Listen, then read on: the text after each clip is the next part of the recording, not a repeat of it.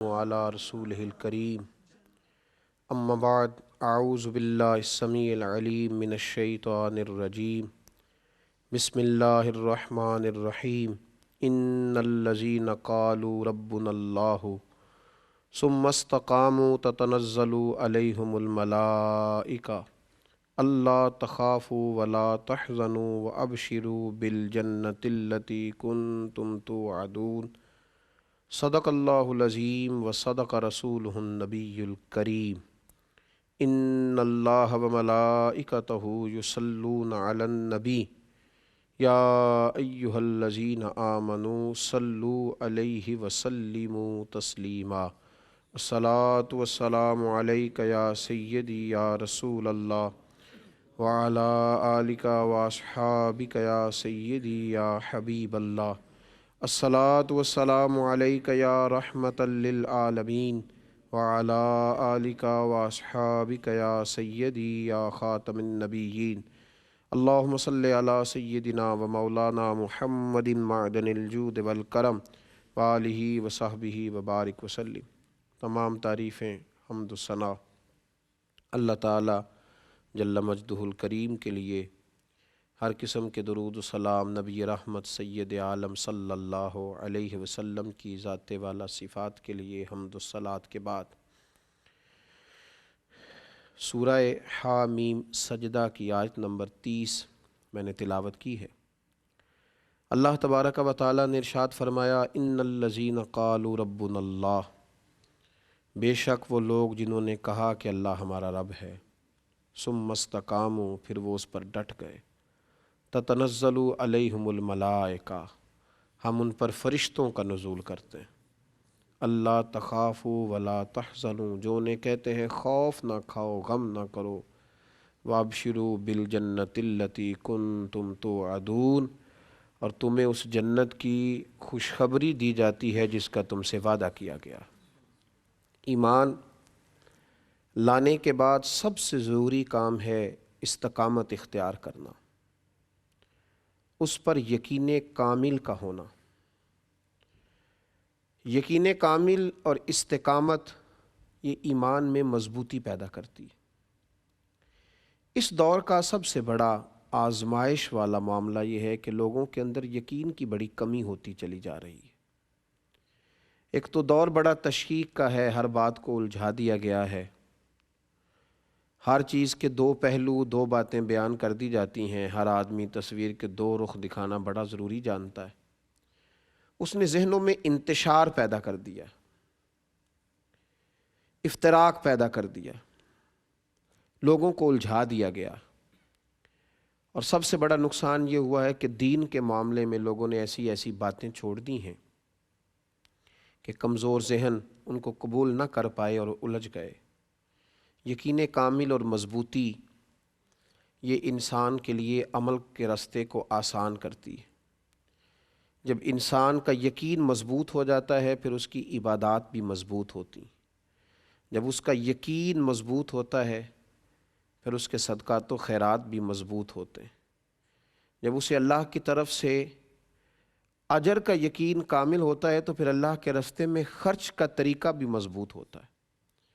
اس لیے نبی کریم صلی اللہ تعالیٰ علیہ وآلہ وسلم نے ارشاد فرمایا، کنز الاموال میں حدیث ہے، فرمایا یقین اس طرح سیکھا کرو جس طرح تم قرآن سیکھتے ہو، یقین اس طرح سیکھا کرو جس طرح تم قرآن سیکھتے ہو۔ امام غزالی رحمۃ اللہ تعالیٰ علیہ اس حدیث مبارکہ کی شرح میں فرماتے ہیں کہ یقین والوں لوگوں کے پاس بیٹھو تاکہ تمہیں بھی یقین کامل نصیب ہو۔ ان لوگوں کے پاس نہ بیٹھو جو ڈبل مائنڈڈ رہتے ہیں، ان لوگوں کے پاس نہ بیٹھو جن میں فیصلے کی قوت ہی نہیں ہوتی، جو تمہیں الجھا دیتے ہیں، جو تمہیں کمزور کر دیتے ہیں۔ بہت سارے لوگ ساری زندگی میں کوئی فیصلہ ہی نہیں کر پاتے کہ مجھے کس راستے پہ چلنا ہے، کمزور یقین ہے اتنا۔ اور ہمیں ویسے بھی اس قدر زیادہ لوگوں سے ملاپ ہوتا ہے کہ لوگ کمزوریاں پیدا کرتے ہیں، جی خود ہی کھانا ہے، جی خود ہی کمانا ہے، جی کہاں سے ملتا ہے، کیسے ملتا ہے، اور میاں کمانا خود ہی ہے لیکن دیتا اللہ ہے، کوشش خود ہی کرنی ہے پر نوازتا اللہ ہے۔ یہ یاد رکھنا پڑے گا، اس پر ہمیں توجہ دینا پڑے گی۔ یہ کیا بات ہوئی کمزور کمزور باتیں کرنا اور یقین کے اندر کمزوری لانا۔ اقبال نے ایک مثال دی، اقبال کہنے لگے کہ دنیا میں غلام کی زندگی بڑی بدتر ہوتی ہے۔ جو کسی کا غلام ہوتا تھا نا، عرب کے لوگ اپنے غلاموں کو بڑی تکلیف دیتے تھے، ان کا جانور وہ ان کی مرضی کے بغیر دھوپ میں سے کھول کر کے چھاؤں میں باندھ نہیں سکتے تھے، اتنے تکلیف ہوتی تھی کہ تمہیں یہ بھی اگر باندھا نہیں ہے تو پھر بھی مار پڑے گی کہ تمہارے سامنے جانور جو ہے وہ بندھا رہا اور تم نے دھوپ میں سے کھول کے چھاؤں میں باندھا نہیں، اور اگر اس نے باندھ لیا تو پھر بھی مالک مارتا تھا کہ ابھی تم اتنے بڑے ہو گئے ہو کہ پوچھو گے بھی نہیں اور کام کرو گے۔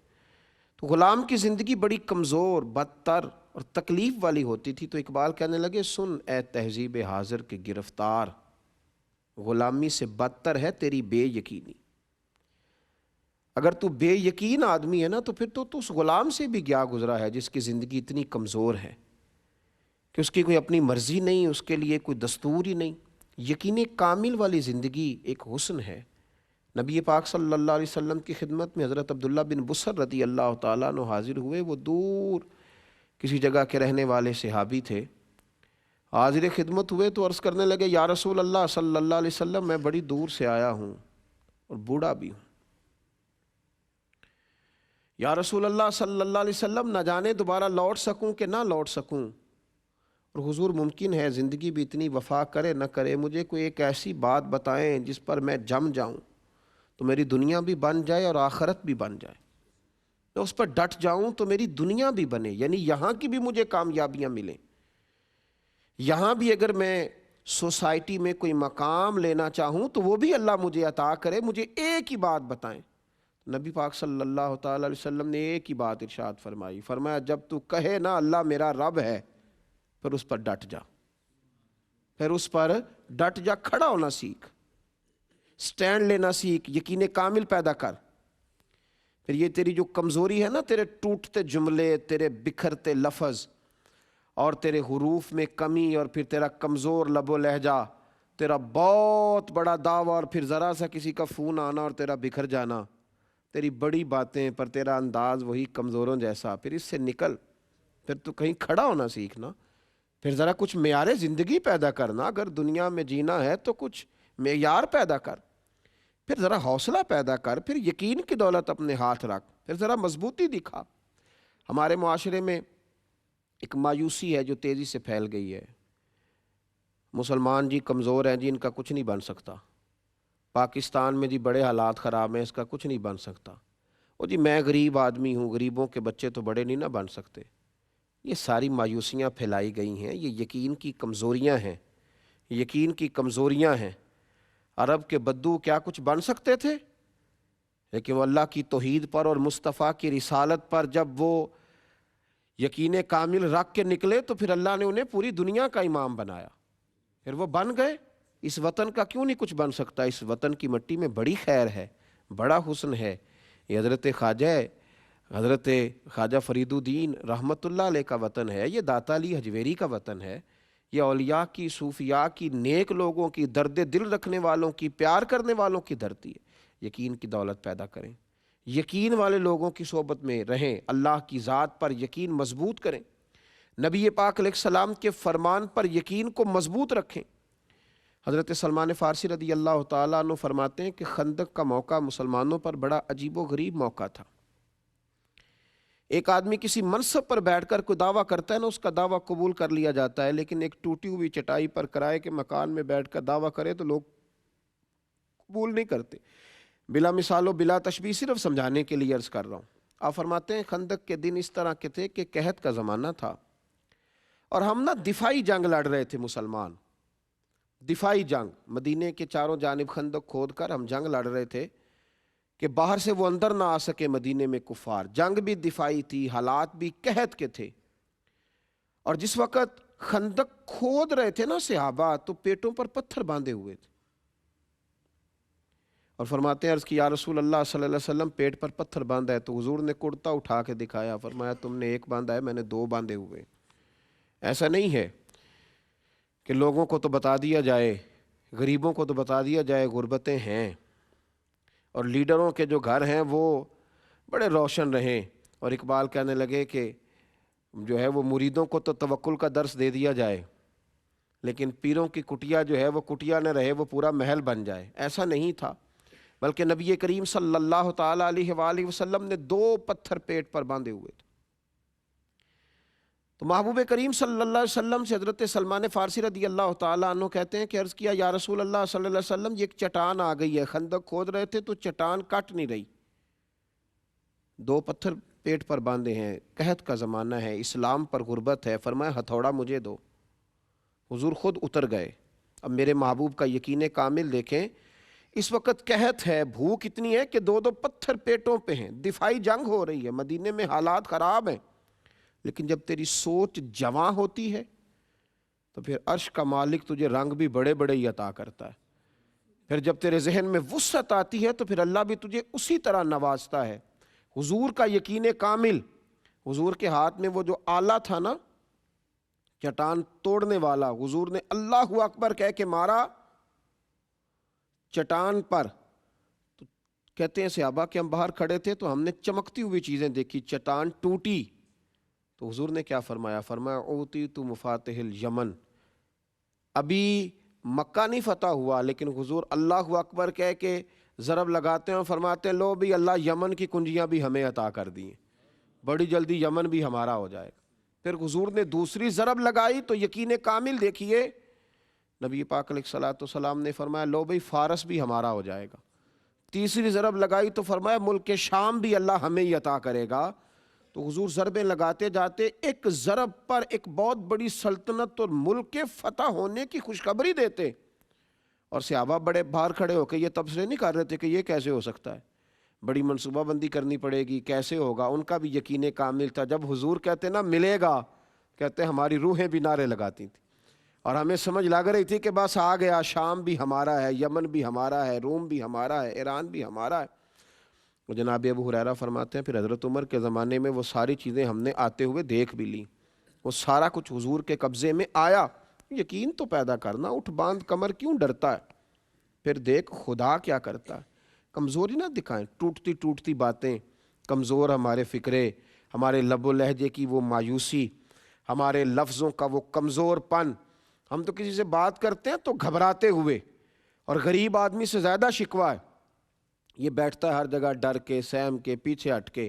او بھائی کچھ بھی نہیں ہوگا، حالات کے سہمے ہوئے لوگوں کو بتا دو، حالات بدل جاتے ہیں، ایک جیسے نہیں رہتے، کچھ بھی نہیں ہوتا۔ یہ جتنے لوگ آپ کو شہروں میں اور بڑی بڑی بلڈنگوں میں نظر آ رہے ہیں، یہ کسی نہ کسی غریب گھر سے اٹھ کے آئے ہوئے ہیں، کچھ بھی ایسا نہیں ہے۔ یہ سب جب میدانوں میں نکلے تو اللہ نے انہیں نواز دیا۔ یقین کامل کی دولت پیدا کریں اپنے اندر، وہ یقین لائیں جو آپ کو کھڑا کر دے، جو آپ کو میدان کے اندر لائے۔ کمزوری نہیں دکھائیں اپنے لفظوں میں، لب و لہجے میں، کبھی بھی کوئی ایسی بات نہ کریں جس سے چھلکے کہ آپ کمزور پڑ گئے۔ حضرت موسیٰ کلیم اللہ علیہ السلام کی قوم نے پانی مانگا تھا، ہم یہ کہتے ہیں کہ ہوگا کیسے، ملے گا کیسے، مثلاً کس طرح کر کے ہوگا، یہ اللہ پہ چھوڑ دیں۔ مالک پتہ ہی نہیں لگنے دیتا کس طرح حالات بہترین فرما دیتا ہے، وہ کیسے کرے گا ہمیں خبر نہیں ہوتی۔ اور آپ نے زندگی میں، میں نے زندگی میں یہ تجربہ کیا ہوگا کہ نہیں پتہ چلتا حالات کیسے ٹھیک ہو جاتے ہیں۔ حضرت موسیٰ علیہ الصلوۃ والسلام کی قوم نے آ کے پانی مانگا تھا کہ پانی دیجیے۔ پانی چشموں سے ملتا ہے، پہاڑوں سے نہیں ملتا۔ آپ قرآن پاک کا پہلا سپارہ پڑھ کے دیکھیں، رب کریم نے فرمایا موسیٰ فن فجرت من حسنۃ عشرۃ عینا فقلنا اضرب بعصاک الحجر، آپ نا پتھر پر اپنا عصا ماریں، فن فجرت من حسنۃ عشرۃ عینا، فرمایا جب انہوں نے مارا پتھر پر، حالانکہ پتھر سے تھوڑی پانی نکلتا ہے، پانی تو چشموں سے نکلتا ہے، لیکن جب پتھر پر عصا مارا تو اللہ نے پتھر میں سے 12 چشمے جاری کر دیے، کیونکہ حضرت موسیٰ کا یقین مضبوط تھا۔ انہوں نے یہ نہیں کہا تھا کہ یا اللہ پتھر سے پانی کیسے نکلے گا، پانی تو چشموں سے نکلتا ہے، تو دریا کا پتہ بتا، تو جھیل کی خبر دے۔ اللہ نے کہہ دیا کہ پتھر پر عصا مارے تو پانی نکل آئے گا، تو جناب موسیٰ نے پتھر پر عصا مار دیا۔ انہوں نے مارا ایک عصا، ایک ضرب لگائی تو چشمے کتنے نکلے؟ 12۔ اس کا معنی یہ ہے کہ اپنے یقین کامل سے تو ایک چشمہ لینے جائے گا تو اللہ تجھے یقین کامل کی برکت سے 12 عطا فرمائے گا، اللہ 12 دے گا۔ شرط کیا ہے؟ یقین مضبوط ہو، ایمان مضبوط ہو۔ حضرت موسیٰ علیہ السلام جب فرعون کے جادوگروں کے مقابلے میں آئے تھے تو وہ تو بڑے بڑے اژدہے لے کے آئے تھے۔ آج بھی ہمیں کہا جاتا ہے نا کہ ایٹم بم سے مقابلہ کرنا ہے آپ نے بڑی تو آپ کو بڑی منصوبہ بندی کرنی پڑے گی، تو میرے بھائی وہ بڑے بڑے اژدہے لے کے آئے تھے، بڑا کچھ لے کر کے آئے تھے۔ تو اللہ کریم نے حضرت موسیٰ علیہ السلام سے کہا کہ آپ اپنا عصا ڈال دیجئے۔ اب عقل تو نہیں نا تسلیم کرتی کہ ایک ڈنڈے کو، وہ بھی مارنا نہیں سانپوں کو، بس پھینک دیں آپ، تو سانپوں کو کیسے مقابلہ کرے گا؟ لیکن مفسرین نے لکھا ہے کہ وہ حضرت موسیٰ کا یقین کامل تھا، ان کے دل میں ایک دفعہ بھی شک نہیں آیا کہ یہ عصا میرا سانپوں کا مقابلہ کیسے کرے گا۔ انہوں نے عصا ڈال دیا تو اللہ نے سب سے بڑا اژدہا بنا دیا، اور وہ سارے سانپوں کو نگل گیا۔ یقین کی دولت پیدا کریں۔ کمزوریوں نے ہمیں کمزور کر دیا۔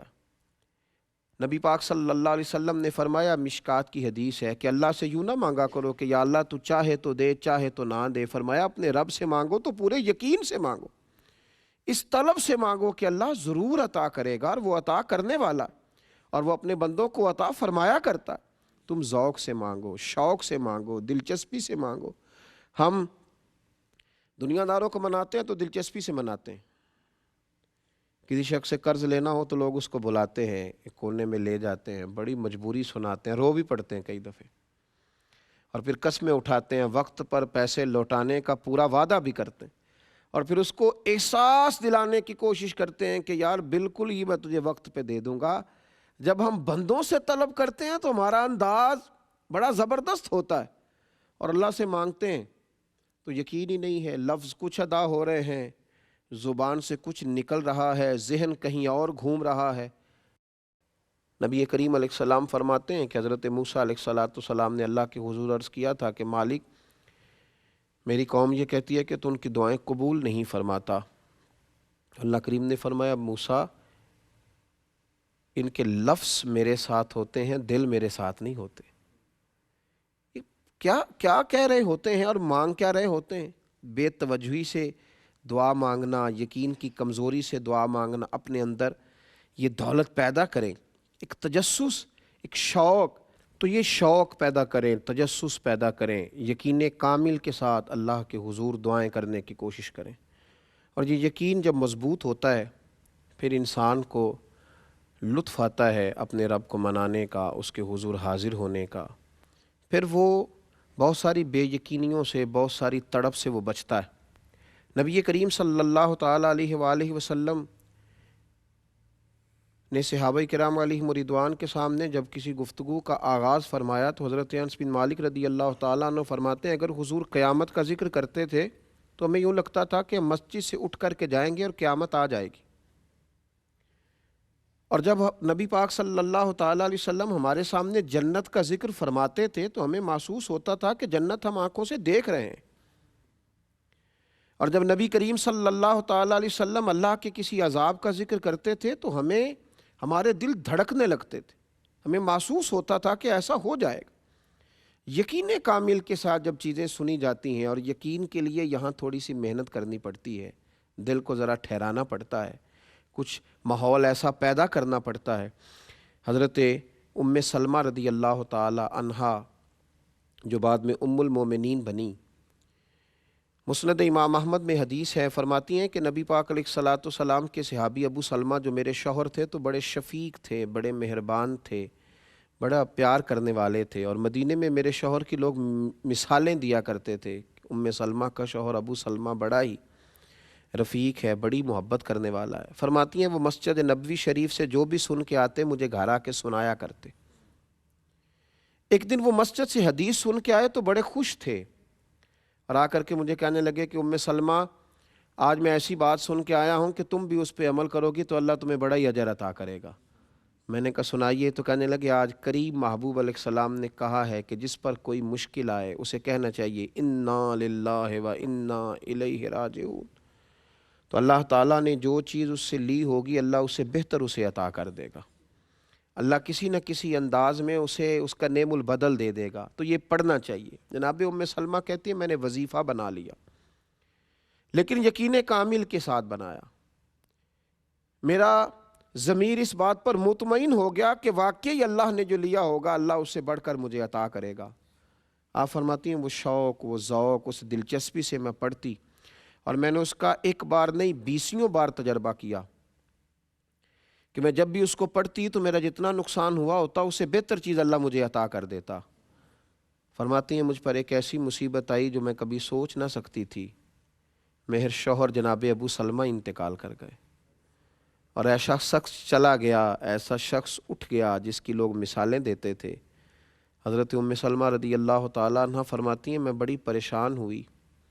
وہ وظیفہ میں نے پڑھ لیا جو حضور نے کہا تھا انا للہ و انا الیہ راجعون، پر میں سوچتی تھی اب میں بوڑھی بھی ہوں، حسن بھی وہ نہیں رہا، اور ابو سلمہ سے اچھا شوہر مجھے کیسے ملے گا؟ پر محبوب کے اس فرمان پر بھی یقین کامل تھا کہ اللہ بہترین نعم البدل عطا کرے گا۔ جناب ام سلمہ رضی اللہ تعالیٰ عنہ کہتی ہیں میں اپنے بچوں کے درمیان پریشان بیٹھتی تھی، میری عدت گزری۔ مسلمانوں، جب یقین کامل ہوتا ہے تو پھر جناب ام سلمہ کہتی ہیں اللہ تمہیں ایسا نوازتا ہے تم نے کبھی سوچا بھی نہیں ہوتا۔ آپ فرماتی ہیں کہ میرے گھر میں اتنا بڑا اعزاز مجھے ملا کہ خود اللہ کے محبوب علیہ السلام تشریف لائے۔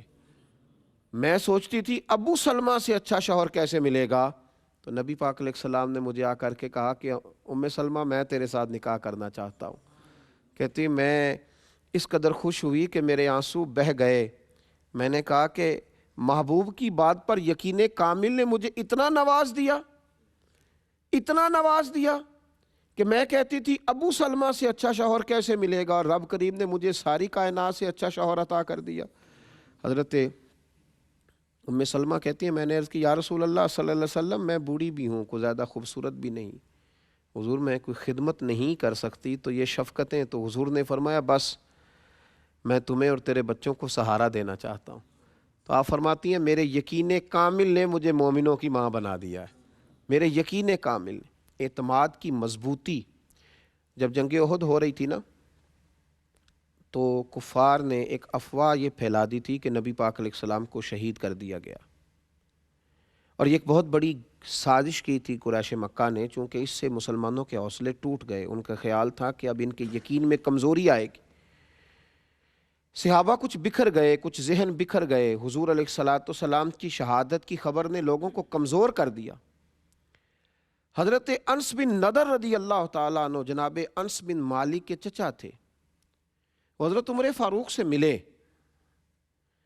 احد کے میدان میں جنگ ہو رہی تھی، تو جناب عمر کہتے ہیں اس شخص نے اتنا یقین کامل والا فکرہ بولا کہ لوگوں کی سوچیں بدل گیا۔ کہنے لگے عمر حضور شہید ہو گئے؟ تو میں نے کہا خبر تو میں نے بھی سنی ہے۔ تو کہا عمر یہ جو جنت کا پہاڑ ہے نا اس کے قریب سے مجھے جنت کی خوشبو آ رہی ہے، جنت دور نہیں ہے، میرا یقین یہ کہتا ہے کہ جنت بالکل قریب ہے، خوشبو آ رہی ہے، آؤ چلیں، آؤ چلیں اور چل کے جنت کی اس خوشبو کو حاصل کریں۔ حضرت عمر کہتے ہیں کہ جب انہوں نے کہا نا جنت کی خوشبو آ رہی ہے تو میں نے توجہ کی تو واقعی خوشبوئیں آ رہی۔ اس کا مطلب ہے یقین کامل ہو تو جنت کی خوشبوئیں دنیا میں بھی نصیب ہو جاتی ہیں، شرط یہ ہے کہ یقین مضبوط ہو، یقین کامل ہو، یقین کی دولت انسان کے پاس موجود ہو۔ حضرت علی مرتضیٰ شیر خدا کرم اللہ تعالی وجہ الکریم بہت زیادہ علیل ہو گئے۔ صحابہ کرام کا آپس میں بڑا محبت کا، مودت کا، پیار کا، اعتبار کا رشتہ ہوتا تھا۔ کچھ صحابہ ان کی تیمارداری کرنے آئے اور آ کر کے کہا کہ علی آپ بڑے بیمار ہو گئے اور بڑی آپ کمزور ہیں۔ حضرت علی اٹھتے تھے تو ٹانگوں پہ راشہ طاری تھا، تو آپ کچھ صحابہ تو رونے لگے ان کی محبت میں کہ حضور آپ اتنے کمزور ہو گئے۔ تو حضرت علی المرتضیٰ شیر خدا فرمانے لگے تم فکر نہ کرو، مجھے اس بیماری میں موت نہیں آئے گی، فکر نہ کرو، مجھے موت نہیں آئے گی، فکر نہ کرو۔ کہتے ہم نے غور سے مولا کائنات کا چہرہ دیکھا، حضور موت نہیں آئے گی، کیا مطلب؟ آپ فرمانے لگے غور سے نہ دیکھو، اپنی بات نہیں کر رہا، اپنے محبوب کی حدیث پر اپنے یقین کی بات کر رہا ہوں، میں اس یقین کامل کو بیان کر رہا ہوں جو مجھے اپنے نبی پاک علیہ السلام کے فرمان پہ، پہاڑوں سے زیادہ میرا یقین کامل ہے حضور کے فرمان پر۔ کہا حضور کیا مطلب؟ تو حضرت علی کہنے لگا میں ایک دفعہ اسی طرح بیمار ہوا تھا، اللہ کے محبوب علیہ السلام نے کرم نوازی کی اور حضور میری تیمارداری کو آئے تھے، اور جب نبی کریم علیہ السلام تشریف لائے تو میں نے عرض کی حضور میں بڑا کمزور ہو گیا ہوں، تو محبوب نے فرمایا علی تو بیماری سے دنیا سے نہیں جائے گا، دنیا سے اس وقت جائے گا جب تجھے تلوار کی ضرب لگے گی اور تیری داڑھی خون سے رنگین ہو جائے گی، پھر تو جائے گا۔ تو حضرت علی المرتضیٰ فرمانے لگے اس لیے میں دنیا سے نہیں جاؤں گا، میں شیر ہوں تو میدان میں ہی جان دوں گا، اور میری داڑھی سرخ ہوگی تو پھر جاؤں گا۔ یہ حضور کے فرمان پر میرا یقین ہے۔ تو حضرت سراقہ بن مالک رضی اللہ تعالیٰ عنہ، جن کو حضور نے ہجرت کی رات کہا تھا کہ کسریٰ کے بادشاہ کے کنگن بڑے معروف ہیں، اور ایک وقت آئے گا کہ میرے غلام اس علاقے کو فتح کریں گے تو وہ کنگن تیرے ہاتھوں میں آئیں گے۔ حضرت سراقہ بن مالک رضی اللہ تعالیٰ عنہ ایک جنگ میں صحابہ کے ساتھ گئے تھے، یہودی قلعہ بند ہو گئے، بڑے بڑی دیواریں تھیں قلعے کی، یہودی اندر بند ہو گئے، تو دروازہ اندر سے کھولتے نہیں، باہر آتے نہیں، اب کیسے انہیں قابو کیا جائے؟ تو جناب سراقہ بن مالک فرمانے لگے مجھے منجنیق میں رکھ کے اندر پھینکو، میں اندر سے جا کے دروازہ کھول دیتا ہوں۔ کچھ لوگوں نے کہا حضور پہلی تو بات یہ ہے کہ جب آپ اندر گریں گے تو آپ کی کوئی ہڈی ہی سلامت نہیں بچے گی، اگر بچ بھی گئی تو جب یہودیوں کے نرغے میں آپ گریں گے تو آپ کو وہ کیا زندہ چھوڑیں گے جو آپ دروازہ کھولیں گے؟ تو جناب سراقہ بن مالک کی آنکھوں میں چمک، چھڑی کے سہارے کھڑے ہو گئے، فرمانے لگے تم مجھے پھینکو، مجھے موت نہیں آئے گی، میں تمہیں دروازہ کھول کے بتاؤں گا۔ اگر ہو یقین کامل تو کٹ جاتی ہیں زنجیریں، اگر ہو ذوق جنوں پیدا تو کٹ جاتی ہیں زنجیریں۔ فرمایا پھینکو مجھے، میں تمہیں دروازہ کھول کر کے دکھاؤں گا۔ میرے عزیزو، پھینکا گیا حضرت سراقہ بن مالک کو منجنیق میں رکھ کے۔ پھینکنے سے قبل لوگوں نے کہا ہمیں بتائیں تو صحیح کہ آپ کیسے بچیں گے؟ فرمایا یہ بعد میں بتاؤں گا۔ جب انہیں پھینکا گیا تو انہوں نے واقعی دروازہ کھول دیا۔ چند گھنٹوں کے بعد کپڑے جھاڑتے ہوئے آئے، کچھ دیر کی جنگ ہوئی، اللہ نے مسلمانوں کو کامیابیاں دی تو لوگ ان کے قریب گئے، جا کے کہا حضور آپ کو کیسے خبر تھی کہ آپ کو کچھ بھی نہیں ہوگا؟ تو جناب سراقہ بن مالک رو پڑے، فرمایا میرے نبی پاک نے فرمایا تھا تیرے ہاتھوں میں کسریٰ کے کنگن آئیں گے، ابھی کنگن آئے نہیں، جب تک کنگن نہیں آئیں گے جناب اسرائیل بھی کوئی نہیں آئیں گے، وہ بھی اسی دن آئیں گے جس دن کنگن آئیں گے۔ یہ میرا یقین کامل تھا، یہ کیسے ہو سکتا ہے موت آ جائے؟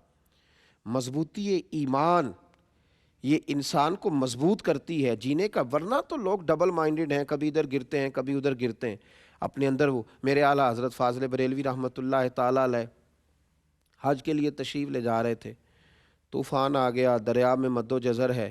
آپ کو پتہ ہے جب تھوڑا سا حالات خراب ہوتے ہیں تو لوگوں کو فٹافٹ دعائیں التجائیں یاد آتی ہیں، لوگوں نے اللہ کے ساتھ دکھوں کا رشتہ رکھا ہوا ہے، کمزوریاں آتی ہیں تو فٹافٹ لوگوں کو عبادات یاد آتی ہیں، اور جب خوشی آتی ہے تو پھر لوگ معاذ اللہ تعالیٰ شیطان کو راضی کرتے ہیں۔ اب یہ جو خوشیوں کا رشتہ ہے یہ سارا اسی کے ساتھ رکھا ہے۔ ذرا مد و جزر آنے لگا، طوفان آنے لگا دریا میں تو لوگ تڑپنے لگے، دعائیں کرنے لگے۔ اعلیٰ حضرت کی خدمت میں بھی لوگ آئے، آپ بھی جہاز میں، بحری جہاز میں بیٹھے تھے، حضور دعا کرا دیں۔ تو اعلیٰ حضرت فرمانے لگے کچھ بھی نہیں ہوگا، دعائیں کرو، وظائف پڑھو، لیکن انشاءاللہ یہ دریا کے کنارے جائے گا جہاز اور ہم بخیر و عافیت پہنچیں گے۔ کہا حضور آپ دعا کرا دیں۔ فرمایا میں کرا دیتا ہوں لیکن پریشان ہونے کی ضرورت نہیں ہے۔ لوگ شکوہ کرنے لگے کہ ہم دعا کے لیے کہہ رہے ہیں اور وہ یہ کہہ رہے ہیں کہ آپ پریشان نہ ہوں۔ چلیے کچھ لوگوں نے تنقید بھی کر ڈالی، تنقید آسان کام ہے، ذرا جلدی ہو جاتی ہے، تنقید بھی کر ڈالی کہ دعا کے لیے کہا تھا لیکن اس طرح انہوں نے نہیں کرائی جیسے کرانی چاہیے تھی۔ لیکن قربان جائیے تھوڑا ہی وقت گزرا تو دریا کا طوفان تھم گیا۔ جن لوگوں کا خیال تھا نا کہ اب بچیں گے نہیں، معاذ اللہ ڈوبیں گے، وہ بھی کنارے تک لگ گئے۔ اب آہستہ آہستہ حالات بدلتے ہیں تو شرمندگیاں بھی آتی ہیں، لیکن گیا ہوا وقت نہیں لوٹا کرتا۔